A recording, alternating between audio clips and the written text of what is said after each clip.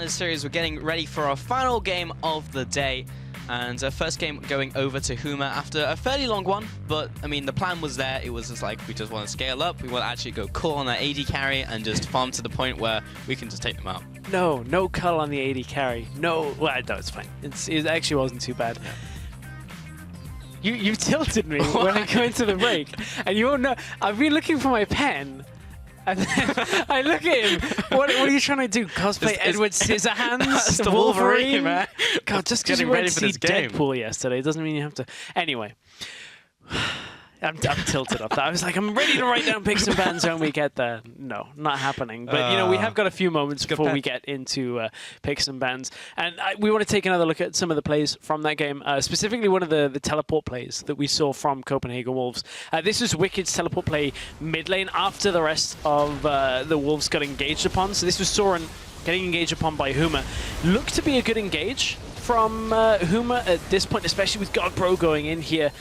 But Wicked got himself in and couldn't quite get too much more done other than take out Whirlib. So this was, or at least take out his flash as he went over the wall. So for the Wolves, this resulted in the kill onto Holy Phoenix, the kill onto Je Suis Cass, and a little bit of momentum, but it was kind of too little, too late almost at that point, because we'd already had Wicked die in the 1v1. We'd already had Whirlib start coming back into the game, but Huma had better engages after that for sure.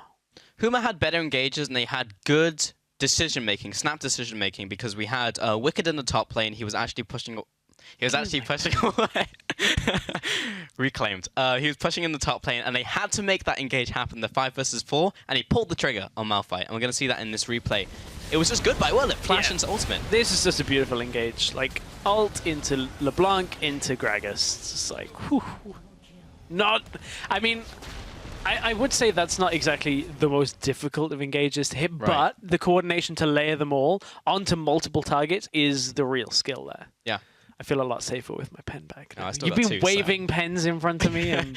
Well, now I can write down double the notes with these 2 pens. I'm fully armed. But, yeah, no, it was good decision-making. Also, like, seeing the opportunity when you have 2 people grouped up, and then on the max range, actually landing the flash on the ultimate is just, like... It looks kind of easy because it's just like, oh, well, you just clicked up. Yeah, but like actually just seeing that and then having the team follow up is really the big thing that we came out of that last game. So yeah, it was good to see from Huma, because one of the problems Huma's had is like they've kind of lost in the laning phase and they couldn't really like follow up into the mid game because they were just too far behind, right? So even if they made those proactive decisions, there was not a lot they could do. But this time they actually, had pretty decent laning phases. They stalled out the game. And it was so funny because we had 2 engage compositions, right? Yeah. Like, it was just like, this should be a lot of fighting going on, explosive action, and then like, it should be going head to head, and then nothing really happened. But the problem with that was like, we also had compositions that had elements of disengage, right? Is you got Bard ult can be used to disengage. Braum ult can be used to disengage. Same with the Gragas ult. It's like, okay. So you're actually just waiting for the point where you're going to turn it into engage when you feel like you've got enough of a lead, which ultimately came. Like that moment did arise. We just saw it from Huma.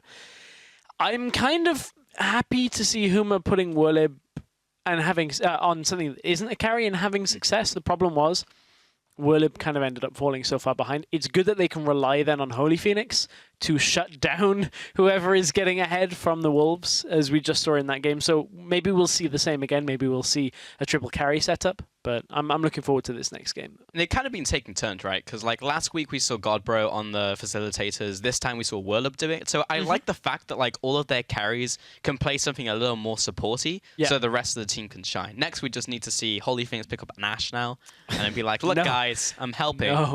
Yeah, we actually saw it in LCK. The Nocturne Ashe. Yes, the Nocturne Ashe. It was a top team against one of the bottom teams. Yeah, it was Rux Tigers, right? Versus EM Fire, and I think. If I remember it, like I think it was a messy game as well. On top of that. Because they went Nocturne Ashe. Right, but that's what I mean. So it's not like this is the best strat in the world. No.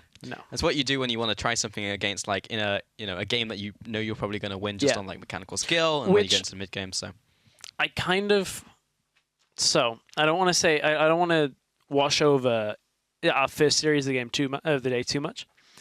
Millennium are locked into playoffs. So I could understand if they wanted to try something a little different. 2 games is a different. story, though. Losing 2 games that comprehensively is a different story to Inspire. So when you look at these teams, Wolves, Huma in this series, Inspire, Millennium, those are realistically the teams we expect to be in the playoffs.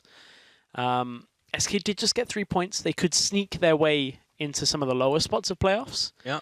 The option is still there, but certainly it looks perhaps like a closer race than we had first thought for Millennium. Definitely coming into week 4. Yeah. I mean, we did not expect the results from the first 2 matchups today. And this one, kind of maybe more to be expected. As you mentioned actually at the start of this series, like this could be one of the games that, or one of the series that actually goes 1-on-1. Yep. So I think that could still happen as we get into this one. We're just waiting on the players, by the way, so that's why we're rambling on. But we do that anyway, but at this point there's actually a reason the camera goes off and we just carry on. Yeah. Like, yeah. So I don't have like a button here that's just like, let them continue. Yeah. It's not like that. We got to unfortunately wait, but whoever does have that button, just press the button and we're into champion select. There you go, someone pressed the button. Yeah. And Lulu, first ban coming out here. There was a lot of priority picks up the last game. Yeah, there were. So bans last game was Quinn, Lulu, Kogalis, Alistair, Corky. So we're on the right path for the same as last game. Okay, so Quinn and Lulu, first one's coming out. There's the Elise, so nothing really that out of the ordinary. Same as last game. Yeah, Cogmore. There's Cogmore once again. Alistair and Corky to round it out. Well, will it be the Alistair and Corky? The Elise is kind of interesting, though, because like she's a top-tier jungler, but usually doesn't draw bans. It just kind of makes the pool smaller. So then you might knock someone into like a B-tier jungler. So I can understand the Elise ban generally in previous weeks, because there was no other jungler really in the same tier. Yes, you have Nidalee. Yes, you had Graves, which Graves has gone down a little bit. Nidalee is still there. We used to see Elise bans just because of her catch potential, her ability to very safely clear camps, always high health, a good presence around like Rift Herald, that kind of thing. So just for a lot of reasons, very difficult to deal with. And it used to just put pressure on people that maybe had a small jungle pool to then early pick a jungler. But that doesn't seem to be the case now that Gragas is back. There are very few junglers I would ever say can't play Gragas. He's a fairly easy champion to play, but a fairly difficult one to get everything to work out perfectly on. Easy to play, difficult to master, I think is Gragas, because landing that ultimate is surprisingly difficult. Alistair was the final ban, and losing first pick, so that leaves up Kalista, most likely coming in for Copenhagen Wolves here. Corky was banned. Okay.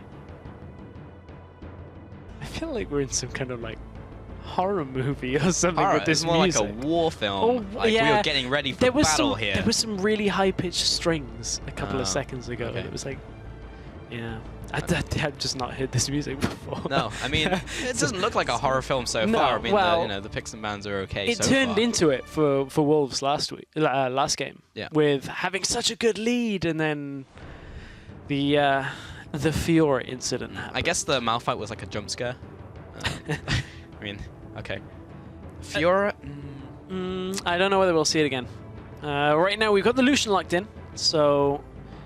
Holy Phoenix has been the priority here, obviously with the Cog, with the Corky banned away. I wasn't sure whether we'd see it again, but we are seeing the Fiora again. I'm not sold on it. It's a bold play. Let's see if it pays off. I don't know about this pick, because in the first game, like the whole problem was that he went for the 1v1s and couldn't win the 1v1s. And he was ahead. So far ahead. He was ahead of his lane. Yeah. He wasn't ahead of Holy Phoenix, which is the problem. When does a Lucian... Okay, it's a long lane and there was no turret there. Yes. Like, Lucian excels in those circumstances. But it was from the fact that he TP'd into the minion wave. Like, that's so disrespectful against something like a Lucian that has his ultimate available. Yep. Because, like, especially in that kind of situation, Fiora in these 1v1s is exceptionally good against champions that have, like, one ability that if you riposte it, that's it. That's the trade, done, over. Lucian's just like... Riposte my Ardent Blaze. Yes. Hey! Or riposte some of my ult shots. I have another 29. It's like, oh, you're gonna stand still for my ult. Oh, good job. Good job. That does absolutely nothing with your riposte. Yeah. So actually fairly difficult to trade against. But as you said, the first mistake was teleporting into the minion wave. So saw that. Next 2 pickups from Huma was Gragas and Malphite. These teams are really spending their time in the champion select. This is legitimately the same comps so far. Lucian, Gragas, Malphite, Fiora, Braum. Are we actually going to have a full... I'm trying to think back to a series if that's ever happened. Braum was actually on Huma's side last time. Yeah. Keep that in mind. Okay. So it is a little bit different. But slightly different. I wonder if that's ever happened, if you've had a full champion stack exactly the same. I feel like you know what? have. Repeat. I'm pretty sure I've casted a game a long time ago. I think it was in like LCS pre-qualifiers for like a Gamescom. I remember it happening. I was casting with Panky, and I was like, it's the same. Don't even have to do anything. Yeah. Game's going to play out. Just rewind game 1. Redo. There's no Johns in Challenger Series, so you can't redo like that. No. Kalista picked second to last rotation like last time, and then Rek'Sai as well for the jungle. Kalista falling down there, but you've already picked Lucian. Yeah.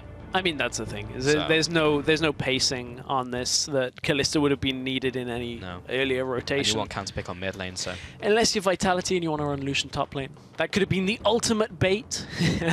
Would have been Huma going, we'll have the Kalista. In our second the type of player who could do it as well. He is. Well, no, he is. But I feel like Whirlib, when he plays a carry, it's like a Jack, somebody that innately gets tanky as well. I don't feel like Whirlib is the glass cannon type of player. Yeah. Because I feel like generally he picks decent engages, but there are times when like even he knows he's like, I've gone too far on this one. Yeah, likes to take the hits. But then again, you go for like a more stark build, so you're like anti-burst build, so it's actually not too bad. But yes, you are definitely more glass cannon than like a Jax. So last two pickups from Huma were LeBlanc once again, and then they subbed the Morgana in for the Braum. So more zone control, different type this time. Obviously with the ultimate, has the binding as well. So Huma have a little bit of extra catch potential, and the Black Shield onto Holy Phoenix. So they're looking for the same kind of setup. Black Shield can also go onto Godbro. That's actually a fairly formidable combination.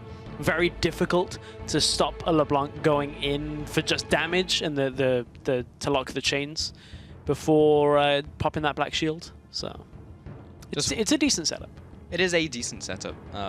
Very similar to what we saw last game, and they won with it. So waiting on that last pick from Copenhagen Wolves. It's going to be the Ori. Pretty plain, pretty simple. And I'm just thinking of ways like you can get like the Rek'Sai in and then like ball the Rek'Sai. Onto the Braum and then Kalista ult back out would be the... That's good, yeah. The yo-yo play, I guess. Smack him with the yo-yo, Nessum. But yeah, Fiora into the top lane. It's still the 4-1. And I didn't like it last game. So they needed a lane that would survive against the LeBlanc. The Victor was okay in the last game, but they were like, oh no, we need more team fight. Orianna's like one of the only real mid lane champions that is viable, that has more team fight than Victor. Yeah. Victor's Laser and the Chaos Storm are already really good in that situation. Yeah. Orianna is just a massive burst of damage, and then it's like, well, I can shield people. So it's an interesting one. I don't know whether I like the Orianna pick here. So Ori, as always, is kind of like the lane neutralizer. It's like it's very difficult to win lane against an Orianna, but it's also very difficult to lose lane against an Orianna. So I don't know whether Soren's going to have too much carry potential outside of team fights, and I wonder whether they need that on the Wolves side. I definitely would be inclined to agree, because now kind of on Pinoy, like he's got Kalista here with like Braum, like that's a lane that can carry really hard if they get ahead. But he's up against Holy Phoenix and Shisui Cast, and it's difficult to kill Holy Phoenix, 1 with Lucian, 2 with a Black Shield and bindings and everything on top of him. Yep. And also disengage from Sandra, a strong front line as well from the top lane. Like, it's difficult even to get to the Lucian, who is so mobile. So it's kind of a coin flip. Like, what I am saying is both of these compositions can win the game very easily. Like, they are well put together compositions, is whether you can execute in a game. And that's the problem that Copenhagen Wolves had in the first game, is they simply couldn't execute it. And they just saw individual misplays where they were making mistakes and just couldn't push the advances that they had in the solo laner. Yeah, they really couldn't. And honestly, I'm looking at this game and looking at the setups. So for Huma, as long as Whirlib doesn't fall too far behind in this game, they should actually be able to make somewhat of a repeat performance. Just looking at the engages that came from the last game. So Wolves had their work cut out for them, really. Yeah, to illustrate the point where Wicked wasn't able to go for the 1v1s, we're actually going to take a look at where he actually TPs into the Lucian and gets blown up, basically. He even dives in to try and get that, and there you go. There's the riposte on the ult, and it's just like, oh, you've got all these shots, and then moving back in. If he dodges left, he survives a little longer. Oh, hey, didn't see you there. Didn't see you there. Yeah, if he dodges left, he doesn't die. If he dodges right, unlucky. Yeah. I mean, if that was a standard 1v1 lane matchup, like if that was somehow Wicked and Whirlib, I would say the room was there for Whirlib to have read how the dodging was going on Wicked. The problem is I don't know whether Holy Phoenix has played enough in that situation against Wicked to know that Wicked was going to dodge that way, so I leave it more up to just chance. There's a lot of mind games going on in that. Yeah, there is. There always is. Always. Well, there's no mind games in this composition here, because you can see all of them. Hashtag HMA win, hashtag CW win. Join the discussion on Twitter. Tell us what you think about these compositions and how the series is going to go, because currently Huma are 1-0, whereas Copenhagen Wolves still need to claim that one win to draw this series up. Let's get into game. The final one of the day, the final one of week 4. Which is the penultimate week of a regular season. I actually thought you burped there, Stress. No. But it was Santorin as he was walking out of base. Oh, you thought that was me? I'm actually... Yeah, because I saw you taking a drink and I was actually like, impressed you thought that was me. Excuse you!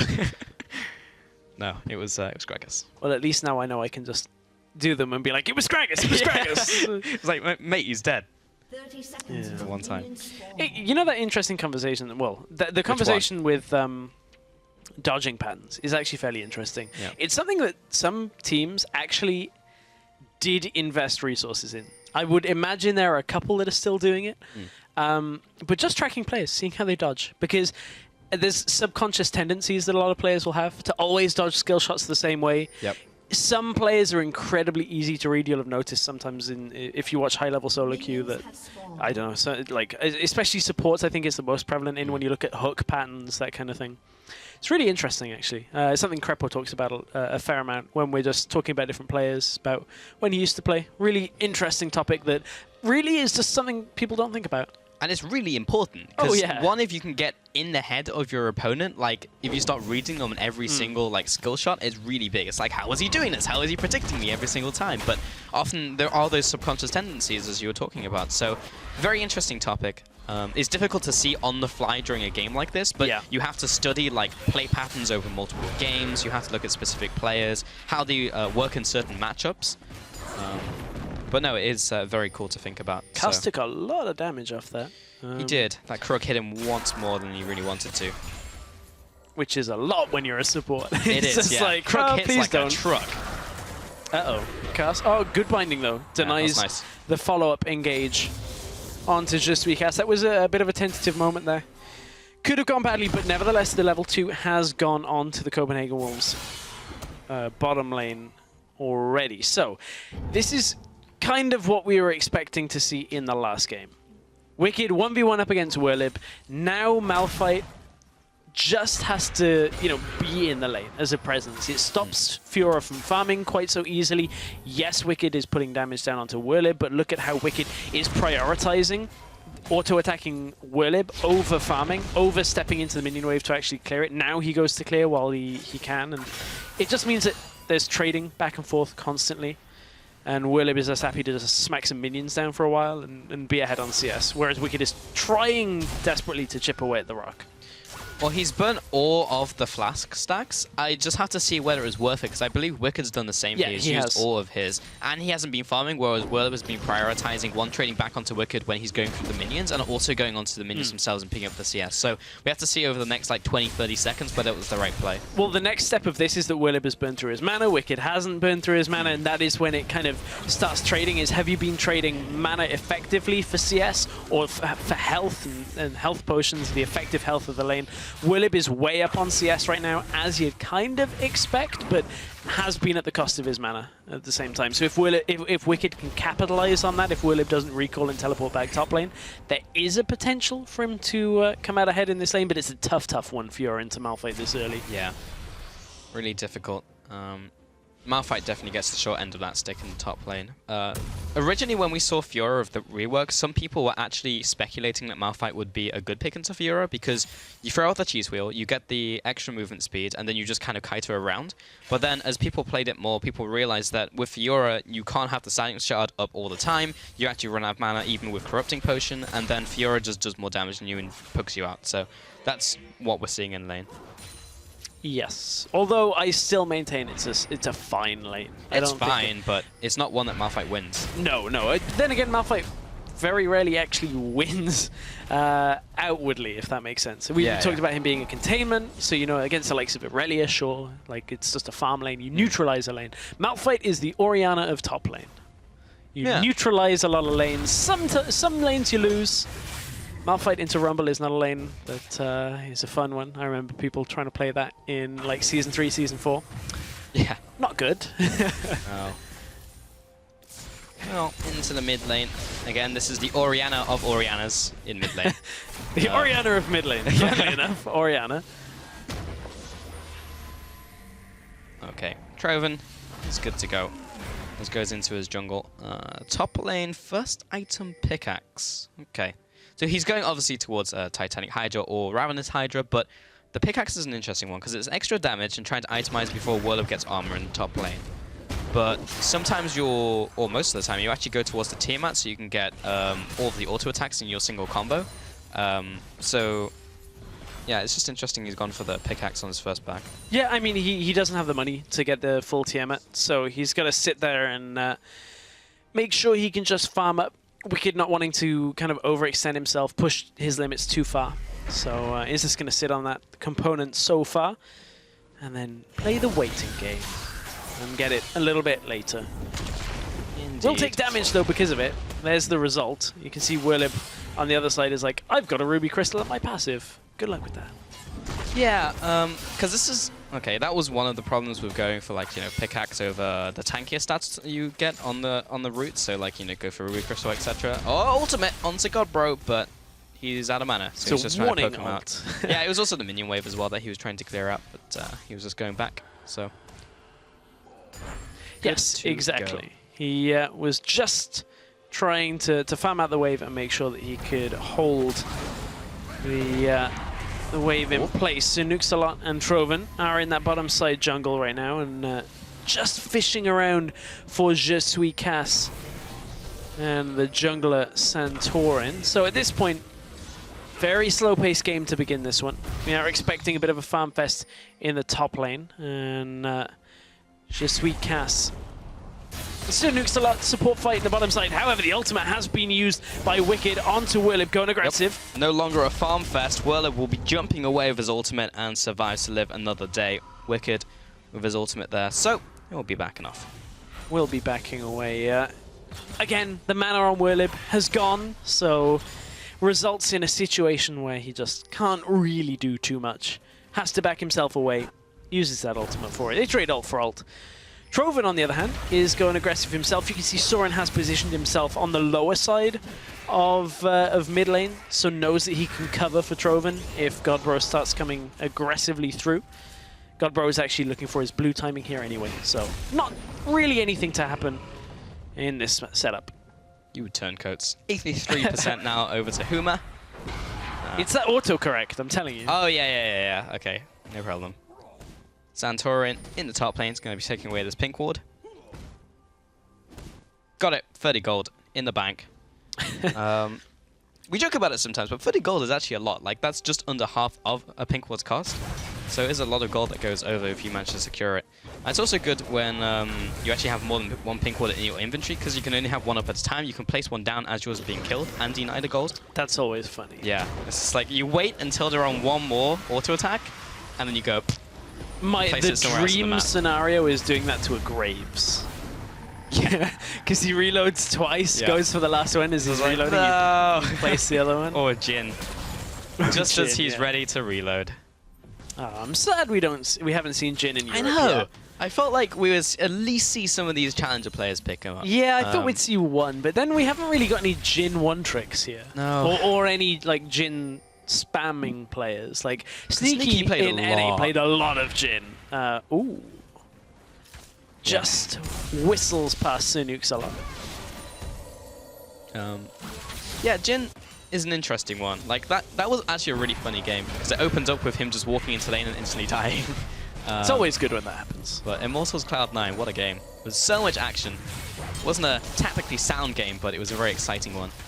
Pulse, I have a feeling Huma CW is going to have just as much action. All right. Maybe not in the first 10 minutes. Okay.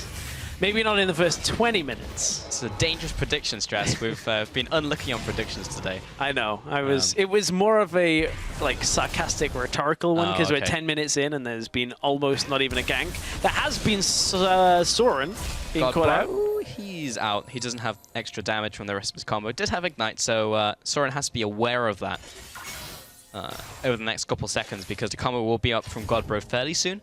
And Wicked, because he has lane pressure, means he can go over to that ward and take it out. Santorin's waiting in the bush, and body slam, flash, ultimate, knocks Whirlip in, knocks Wicked into Whirlip. Grand Challenge has been popped, but really to no resolve. And the auto followed. He gets clapped. he got like uppercut by Malphite on the way out.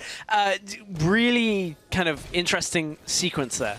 So Huma, you would expect, would utilize the Malphite ultimate at some point in that combo. Dodge out by Godbro. This could be a big outplay in the mid lane. Will jump away, jumps back in.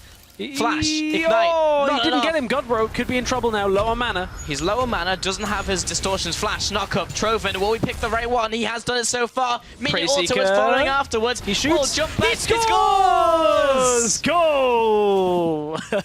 Got him. Got him.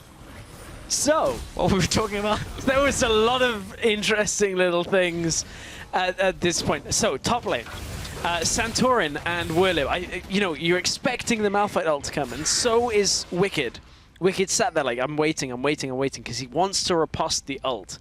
Problem is, they have a lot of crowd control in the rest of it, so they just bait Wicked out into holding his riposte for so long that it's just he gets auto to death. At least I think so. There was maybe a riposte somewhere in there. So Godbro did manage to dodge this out.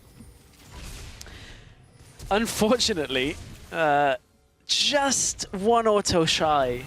Godbro then also stacks his clone and himself on top of each other. I mean, it's not like Trovan's going to really fall for it, that he misreads the clone. Satisfying. To be honest, Soren's Q probably would have picked that up as well, but it would have. Trovan worked for that, so he will be picking up the kill here. And yeah, just a nice gank, nice reaction in from Trovan out of the jungle. So far, this game is fairly even. So far, we do not have another call from Holy Phoenix, but we do have Santorin in the top lane. He is lying in wait. He is... Take two. This time they actually just open with the Malphite ult. Psych! Either that, or what would be even better is, you know when Gragas throws out his Q barrel and then ults them onto the angle where the barrel is standing? Yeah. Imagine that they ult Whirlib onto the spot where the Malphite ult's already coming. So you get the knockback, knock up, and everybody kind of Is the missile speed as fast as the Malphite? I wonder. I think there must be similar missile speeds. Well, that's what I mean, is if you calculate the angle velocity required. The wind speed. Yeah, exactly.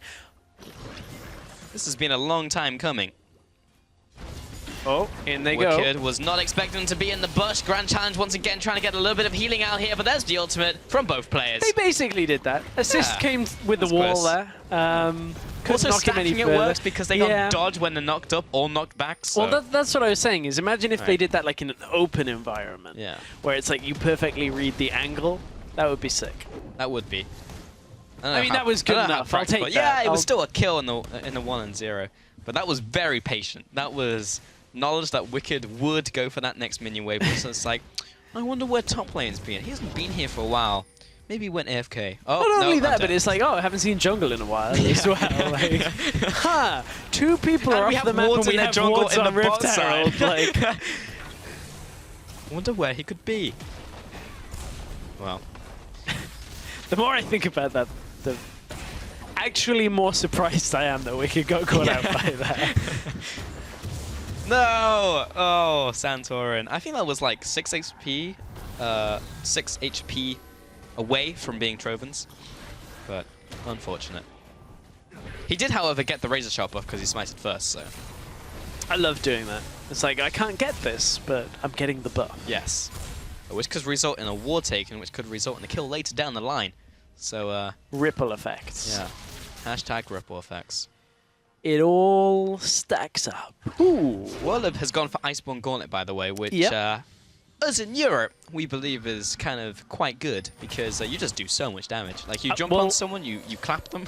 And then have you ever seen a Malphite that's got like 200 armor clap with an Iceborne Gauntlet, or at least like way more than 200 armor when I think about it, like, you know, getting borderline 300 when you start clapping, because Iceborne Gauntlet's size, the radius scales off armor. I had one in a game the other day that went like 50 minutes that like he clapped and it covered the entire inhibitor and the turret in front of it. I'm like, oh, okay, all right, I guess I'm not passing through here. Yeah, I'm like, well, that's a big slow field. It's actually really good, but Kobe heavily disagreed with me when I was in NA. It's like, no, it's not good. But seeing right here, if Worlib goes 10-0, you're wrong.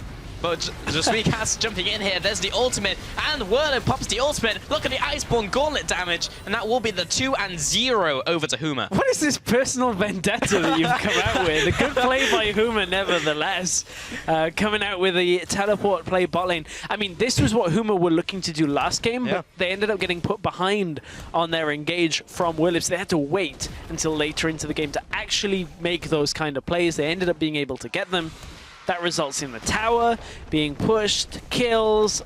Iceborne Gauntlet, clearly the best item, Pulse. Great for cleanup there. I mean, legitimately though, the next step to this is the same as what Worlib did in the last game, which is ZZ Rot Portal after the Sunfire Cape. This was the engage. So Nuxalot conveniently got pulled back by Pinoy to stack up for the Malphite ultimate that finished after that teleport. So very clean by Huma, but yeah, Iceborne with Sunfire Cape, with ZZ Rot. Can't say Kobe really could have predicted that that would be the real meta for Malphite top lane, so I'm actually not going to cut him too harshly on that one. Well, that's not my problem, but no. Also, okay, so it was on a completely different patch. I'm going to take this smoking gun and kind of shoot myself in the foot here a little. Hang on, is this the same one that we were playing Russian roulette with earlier? Yeah, it's still Do we have 4 bullets left? Yeah, okay. So there's a good chance that I may not. But Santorin is going to go on Pinoy here. There's a teleport coming in. Lands the barrel real quick. The ultimate to disengage in the bottom lane. There's multiple pings onto Worlib, who was caught. He has his ultimate in about 5 seconds. I don't think he can get away, though. There's the ultimate coming in, and he will be shut down. Now the ultimate comes up. If only he'd had it a couple seconds earlier, he would have been safe. Unlucky. So, we were shooting yourself in the foot. Yes. So, right now, he can only really build that Iceborne Gauntlet because of how far he was in that lane. Because otherwise, you want to go for the new armor items in 6.3 that were changed and buffed. Like, Sunfire Cape as a first item is so good right now because you get the anti-push. Yeah. And also, Deadman's Plate was nerfed, but then you look at the other items, like Randuin's, for example, the armor alternatives are really good. So, as much as I like Iceborne Gauntlet, it's not always the best choice. It also helps that Wicked is going Ravenous Hydra, so it's fairly squishy on the same side of that as well. So and is behind and doesn't really do damage to him. You can just smack him around a bit in that top lane. Did one of those 4 bullets hit me, or did I get I don't know, although it doesn't show too much faith in you that you didn't get the empty chamber in the first time. So I don't know whether you've really got too much left to shoot yourself in the foot, but... I thought we were shooting you the first time we used it. I mean, I guess... Well, I was going to say that's why you're wearing red, but you're actually wearing blue today, so... I guess that's why I'm wearing red. See me bleed. That's unfortunate. But, Holy Phoenix, I don't think he's wearing the brown pants, but Troven's going to come in here and clear out that minion wave. Nukes a lot. Oh, going to be CCing up Kaz here, but Black Shield is a thing, so he's not going to be dropping. 4-2 currently. Huma do have the advantage in this game, about 700 gold, very similar to the last game.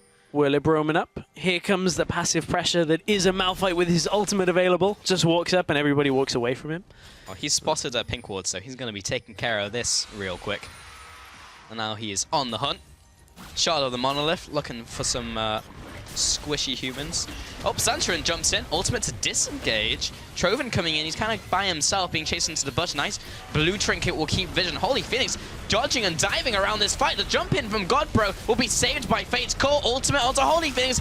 double flash at the last possible moment. Troven will go down, and now the chase on the tower. Godbro will take one more tower shot before it swaps to Whirlib. He should be falling to one more as it goes down. Another one, 2 and 1.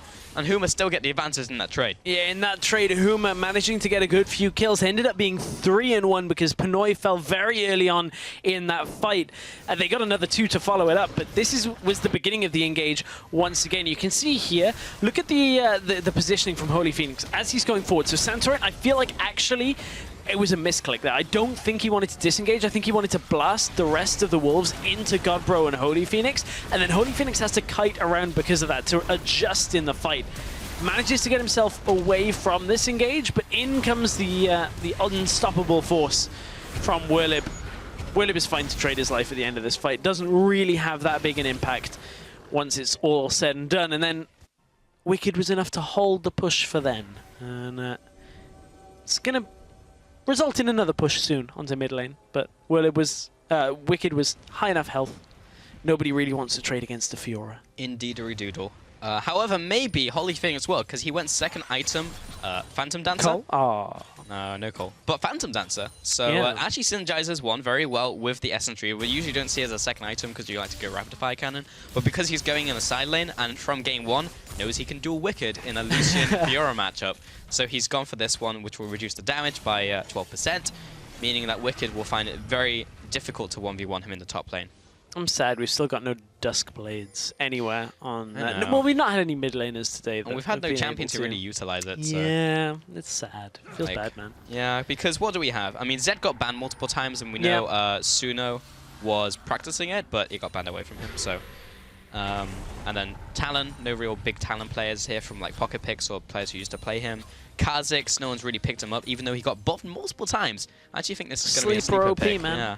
And then the other one, I guess, is Draven that we saw that cheese coming out. But, I mean, who plays it? Hanshammer, and he didn't play it today. So. Yeah, well, maybe he should have, looking at today. Maybe, yeah. Wasn't the best setup for him. But this game for Huma seems like a decent setup to maybe take this series 2-0. They do have a bit of a lead, just over 2k gold. But for now, Wolves are trying to hold on. They're buying time for Wicked down in the bottom lane to get that push on. He's got his teleport available. So does Whirlib. So teleport engage coming from Malphite is there, but they do need a flank, realistically, for that. Ooh, Soren just got chunked out mid lane. Wave clear. Look at that. The Iceborne Gauntlet and Sunfire combo clears waves very quickly as Malphite. It's actually quite a big factor here that Soren got chunked out mid, because it now allows Godbro to push mid lane and prep it for the rest of Huma to just move from top lane to mid straight away. They don't have to worry about anything here because of the engage potential and the damage that they have. They're able to just go mid and take the turret. Super easy because the wave clear got chunked.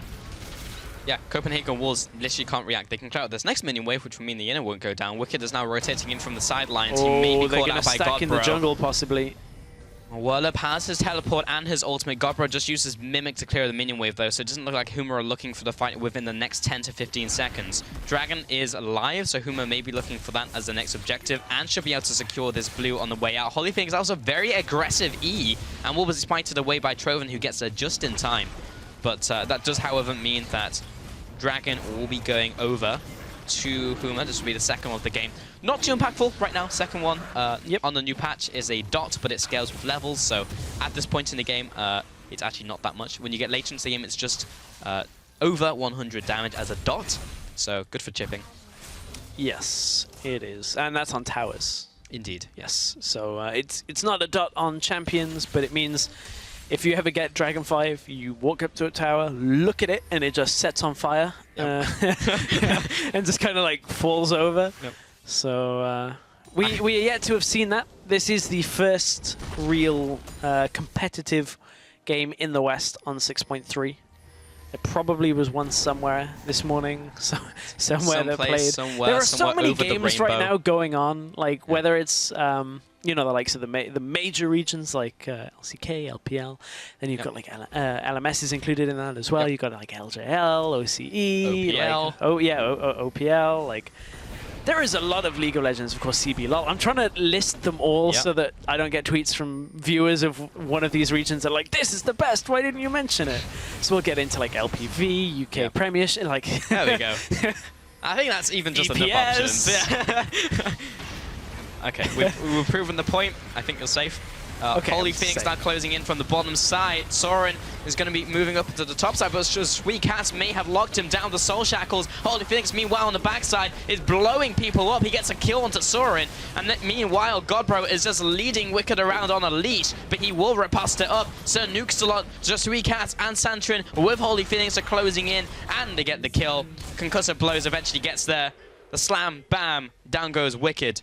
4 for 0. Huma just absolutely bodied Copenhagen Wolves. Yeah, crushing the Wolves right now in these fights. This game didn't start the way Wolves needed it to. It didn't start the way the last game did by putting Whirlip behind. And Godbro and Holy Phoenix have had the same freedom in this game than they did in the last game. Huma can peel back and deal with Troven first, or they can risk the 50-50. They are dropping fairly low. There we go. They peel back, deal with Troven.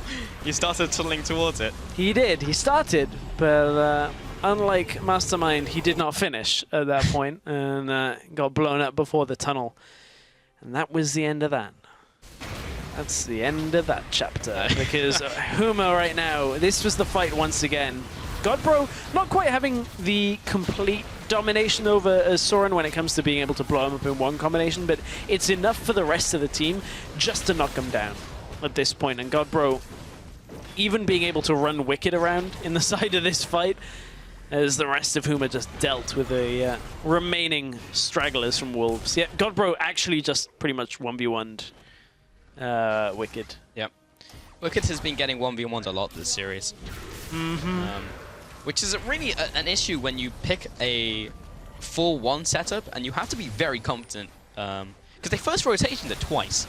Yeah. Like they picked it as a first pick, then they did it again on red side. It's a lot of confidence to have in a pick when you can't utilize it properly. And honestly, I feel like this split for Challenger, in general, we've seen a shift be from the mid lane carries to like top and AD carry for most teams. Huma still obviously have mid lane carry from Godbro, but outside of that, I don't really see the likes of Soren, the likes of Pretty being the primary carries of their team. And even then, like Huma don't seem to have their primary carry being Godbro. Like it seems to be more towards Holy Phoenix. And the same can be said for a lot of other top laners. We've got like Kaze, we've got Whirlip, who when we're seeing these players that, you know, have had a lengthy history in LCS but aren't known for their 1v1s, we're seeing them start to struggle. Oof. Godbro over the wall. Yeah, for sure. It definitely just seems to be the mini meta we have in EUCS. That's where the carries are, that's how you itemize, how you draft these compositions. Are going to go for this fight here. I don't think it's going to be the final fight of the game, but maybe they could get a little bit more from this. Holy Phoenix! He has taken so much damage, knocked up multiple times. That was a 3 for 1. Godbro also taken down by Wicked. That was a 2 for 1. Wicked actually going ham here, but he's in this 1-3. Now 2v3 as Troven joins the fight, and they have repelled the push, but the inhibitor went down. No pushing potential further for the for Huma, so that does repel the push from being the last of the game, but looked to be promising for Huma. But I want to watch out what happened to the carry. So here is the engage, double knockback on to the support in mid lane. Holy Phoenix then goes in, gets blasted back by the Kalista ultimate, and all the damage goes on top of him. So it was a good setup from Huma. Holy Phoenix survived for a very long time in the back of that, actually, and then Wicked manages to find his way onto Godbro and take him out. Means Huma do not have enough extra damage at the end of that fight to deal with a Fiora. Yeah, what they really need, Huma really needs to purchase a Roomba for the cleanup, but they didn't. So yeah, in that last team fight, Holy Phoenix, he just didn't know that Pinoy had picked up Sir Nukesalot. So he jumped in thinking he could burst down Pinoy, and then he couldn't. So that was one of the issues in that last fight. But ultimately, I don't think it really matters. 11,000 gold lead over to Huma. Control over this game. Baron is down and won't be up for at least another 2 minutes. Dragon is going to be spawning soon. Maybe if Copenhagen was going to get a pick here, this could be big for them. Pinoy jumps in along with Nukesalot, but Whirlib already jumped onto the back lines, onto Pinoy. He's being zoned away. Holy Phoenix onto the bottom side, throwing out the ultimate. Nukesalot is also dropping low. There's the Q, the piercing light, jumps over the wall, follows the team, has the resets. So much damage coming out from Holy Phoenix. He finds the double kill, even as Rek'Sai has to tunnel away. Soren now being chased down by Whirlib, connects the Seismic Shard, has the extra movement speed, and is very tanky. Just needs Cass to deal a bit of damage here. Godbro's even there. He actually goes down, jumps inside of the Shockwave. Soren, can he make it out? Actually, this may even just be the game. Everyone else from Copenhagen Wolves is dead, and Huma still have 4 people alive, including the AD carry. Yeah, and just like that, Huma close out the game here, Stress. Yeah, no Shockwave available for Soren means no real way of holding on to this, and that should be the Nexus going down. There is a minion wave spawn. Hang on, so Nukesalot is here. This may be the defense. Third time's going to be the charm if they can hold on through all of these minions. Turret is under pressure, but it's going to survive in the top side. Okay, so this one is not quite done for the Copenhagen Wolves. Huma, they don't have a Baron buff remaining, but let's take another look at this fight. And focus on Pinoy doing almost negative damage to Whirlib. Oh! Well, that's not negative damage on Whirlib. That is actually 100% of the damage going on to Whirlib. Got it. Okay, cool. Now we're going to see it. Second time's a charm. This is just the tail end. So we're going to watch Godbro go to his doom. Shockwave animation starts. Got him. It's a predictive play. A lot is happening. Dragon goes down over to Copenhagen Wolves. There's the ultimate coming in, and Godbro is also caught out. He jumps away with Distortion. I think he's good. There's the barrel for the slowdown, and this could be a big punish onto Copenhagen Wolves. Holy Phoenix with the ultimate whap. Takes him out. Is that the beginning of your rap career? It is, yeah. That's the noise that the Cunning makes, and what noise does Wicked make when he goes down because he's dead to Holy Phoenix? Oh, this is going so badly for Wicked in this game. Got those minions. Oh, he's going for the play out. I'm seeing if I can get back in it with the reverse now. I've done the W in. I want to do the W back. That would have been hilarious. Was setting him up for it like a bro. Oh dear. They didn't have the coordination. Oh well, Huma now, as they push on to an exposed Nexus, will be able to take this one, and they will close this week out. Here we go. Nexus goes down. Huma 2-0 in the series against Copenhagen Wolves. Solid showing from that team. Really solid showing. This second game was what they'd expected to do in the first game. Yes. Put a little bit behind, managed to get back by Holy Phoenix 1v1ing down Wicked, but this game was much better. 2 players actually 0-0-16. Perfect jungle support synergy from Santorin and Je Suis Cass. It's what you want. Give away all the kills, but die 0 times. Yeah, that is the dream. The dream. As a supportive jungler and a supportive support, but no. Supportive support. I realized what I said after I said it. I was like, who doesn't notice? But no, Huma actually, yeah, always on top of the ball. But Huma, just good from them, honestly. Like, that second game was definitely cleaner than the first one. And there was a lot of problems, I think, with Copenhagen Wolves and their game plan. It was very clear they wanted the 4-1, but when you don't have a 1 who can support the 4, then you hit major problems. And like, it's difficult, right? Because you want a team to innovate rather than stagnate, and you want them to pick new things, you want them to try them new stuff. But if your top laner can only successfully play, like, you know, good TPs with like Malphite or Gnar, because we've even seen good Gnar players by Wicked, like having the rage timer, which is actually very difficult to do. But if you can't play around that and go for something like a Fiora, which is based on the 1v1s and cannot go for those 1v1s, it's difficult. And as a team, I assume they were trying to try this as a team, but when you're going up against Huma, who specifically have strong 1v1 players on the team, they are good at dueling, it's difficult to run. It was something I would have liked to see them run maybe next week or something. Possibly, yeah. I'm not sold on the way CW are playing to actually have that threat in the side lane, regardless of who seems to be their opposition. It's a weird one. I felt like I feel like you're very able to do something like this against them, where you can take this lane that's not really going to lose, but it takes so long for the 1v1 to become apparent that realistically it's too late and the game's over anyway. I think it's a very difficult style to play if that's not the style of top laner you are. And, Wicked as a legacy player has, for so long been about Irelia and actually has been about dueling, but for whatever reason right now, it seems difficult for Copenhagen Wolves to get that style working for them. We're going to get a little bit more insight here as we have Holy Phoenix on the line talking about his win. So first off, hey, Holy Phoenix. How's it going? I can't speak, unfortunately, but how are you feeling about that win? Because it was very clean from you in those 2 games overall. Yeah, I wasn't happy with our performance last week. I thought we would do 2-0 as well, but we went 1-1. So getting 2-0 this week is really good for me. Felt good. So we want to talk about the first game a little bit. So you were given a lot of time in the bottom lane. You picked up the item Cull to buy yourself extra time. And then 1v1 Wicked in lane. How was that game for you? Did you feel under any pressure there with a lot being put on you as a player to carry? Yeah, I think after that first blood game was too easy.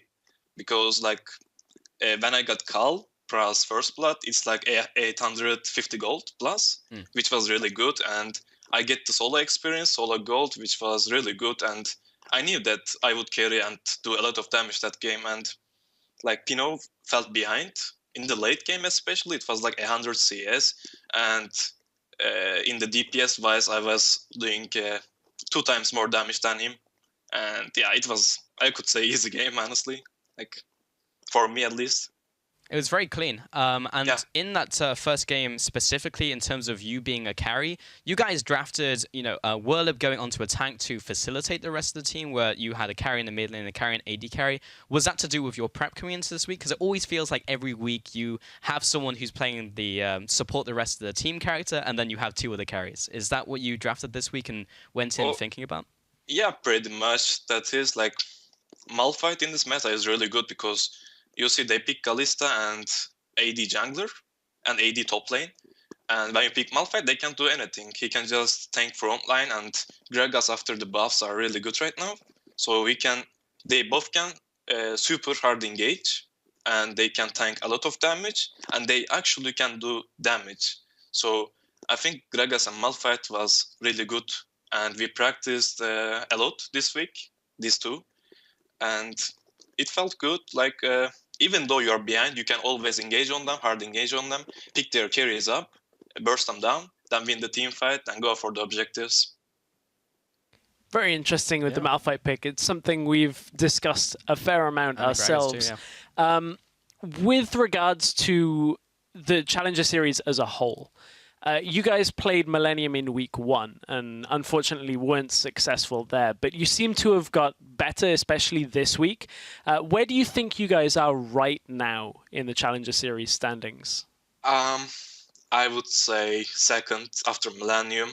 Not gonna say that we are better than Millennium and can beat them for sure, but I think we can compete versus them at this point. We learned a lot. We improved as a player as well. Yeah, I think so. We played Millennium in the first week, and they felt like they played better as individual players. And now, after that practice, a lot of practice, our bot lane, me and Kaz, doing better overall. And it was one of the big problems in the match Millennium. So, if we play versus Millennium, we're sure gonna do a lot better. And if we keep practicing like that and keep improving like that, we have a big chance to winning the playoffs. Yeah, I can definitely see that as well. Final question here, Holy Phoenix, just to kind of touch on Inspire, because they actually beat Millennium, who we were talking about just then. So what is your opinion on Inspire right now? Do you think everyone can copy the formula that they used in the first series today to beat Millennium? Maybe, but I think it was a bad draft from Millennium. If they lost because of the draft, and I don't think Millennium will do the same mistake again. So it was just lucky for Inspire, I would say. And in the playoffs, it's the most important thing.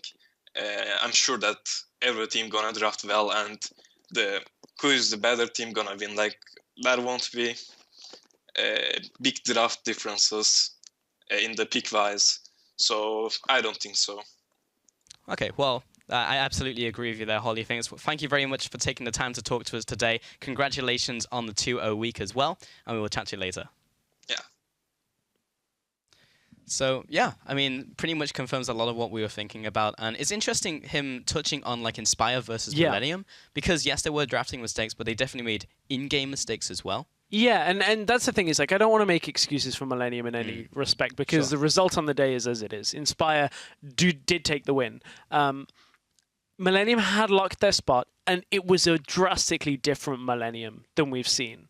Whether that is because Millennium actually have taken some kind of decline over the last week, which is possible, we have seen that in previous splits, or whether it was just a blip on their radar, honestly, we won't find out until playoffs. Yep. But it does now start to ask questions. They're not going to go 10-0. They're not going to be undefeated. So there are a lot more questions to be answered by Millennium now than we've really seen. For sure. I would like to see also, as Holly Fingers mentioned, the drafts as well, because if everyone's playing on this level playing field, then maybe we'll have better interaction between the team as we head into playoffs. But now that we have all the games, at least today, played out, let's see where the places all the teams on the standings ahead of the final regular season week next week. So now Inspire Esports on number 1 with 10 points, reclaiming that from Millennium, who are on 9, followed up by Huma on 7. Yeah, and then we get to what is going to be a tight race by the looks of things. The Wolves not able to pick up a point today. SK able to pick up 3, which puts them only a point behind a potential playoff place. So that is a bit touch and go down at the bottom side. Mao's looking in a fair amount of trouble right now, only with 1 point after 4 weeks. Yeah, it's got to be scary with SK nipping at the heels of Copenhagen Wolves. So yeah, we'll see how that one works out. Anyway, make sure to join us next week on the Challenger broadcast for our last 6 games before playoffs. We'll be starting off the day with Mousesports and Copenhagen Wolves. Very important game for Copenhagen Wolves there. Yeah, man, that's a critical game, because if the Wolves lose that and Maus get 3 points, they tie. And if that game goes that way, potentially, it's an outlier chance. SK versus Millennium, our second series of the day, could have massive implications.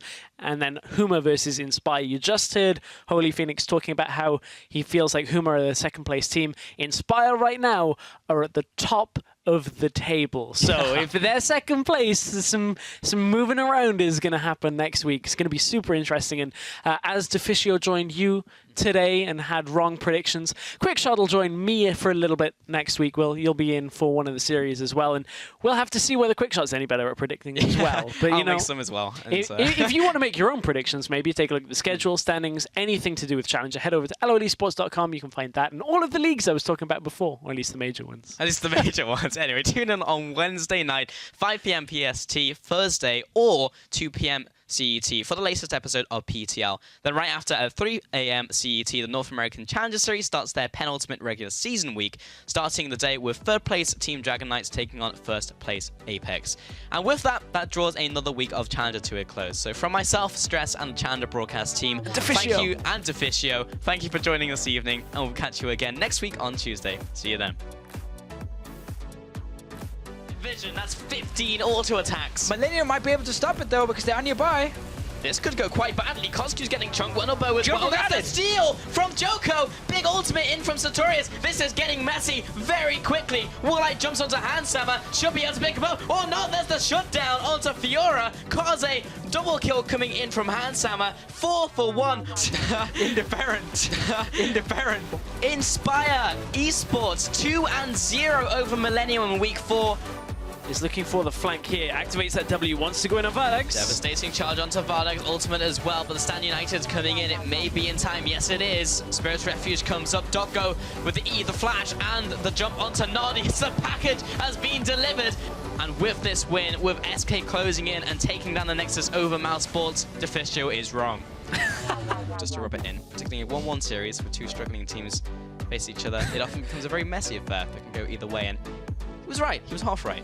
but Wicked will inevitably push this tower as they need to make a play in the bottom lane. Whirlup jumps in with the ultimate, everyone explodes! The ultimate from Santurin was massive, and that's a third kill going out. Wicked is just too late to the party. Maybe he should have stayed top lane, and Huma are now pushing. Mana doesn't have his distortions flash, knock up, Trovan. Will we pick the right one? He has done it so far. Mini Auto is following afterwards. He shoots. Jump back. He scores! The kill onto Sorin, and then, meanwhile, Godbro is just leading Wicked around on a leash, but he will riposte it up. So Nuke's still on, just Weecat and Santurin with Holy Phoenix are closing in, and they get the kill. Concussive blows eventually gets there. The slam, bam, down goes Wicked. 4 for 0. Huma just absolutely bodied Copenhagen Wolves.